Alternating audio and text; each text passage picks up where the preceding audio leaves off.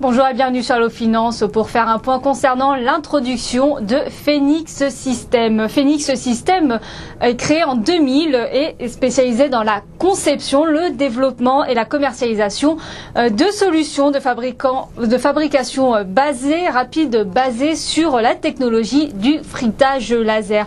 Ce procédé de fabrication qui présente de nombreux avantages vis-à-vis des méthodes de fabrication traditionnelles dispose d'un champ d'application étendu et le ministère de l'Industrie l'a référencé parmi les 15 technologies de compétitivité clés pour 2015.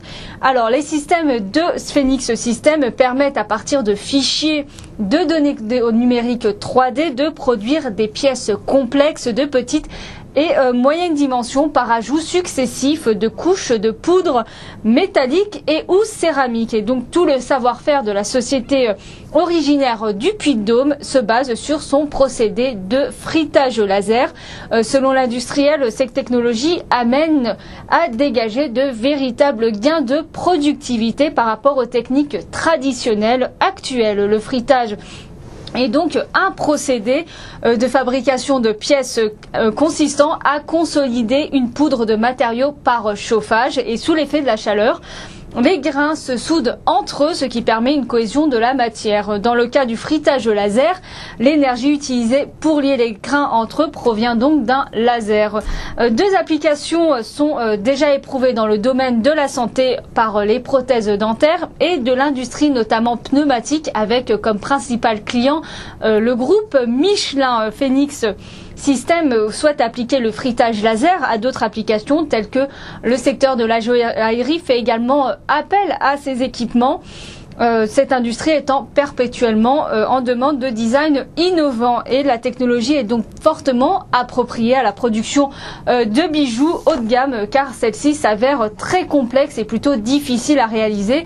Et parmi ses clients sur ce segment, on peut citer Rolex ou Cartier. Mais la société offre des ratios de rentabilité à en faire pâlir plus d'une société et offre aussi des belles perspectives de croissance. Pour un parc, la société de bourse qui pilote l'introduction table sur une croissance moyenne de 45% jusqu'en 2014. Et en milieu de fourchette, Phoenix System capitalise environ 21,6 millions d'euros.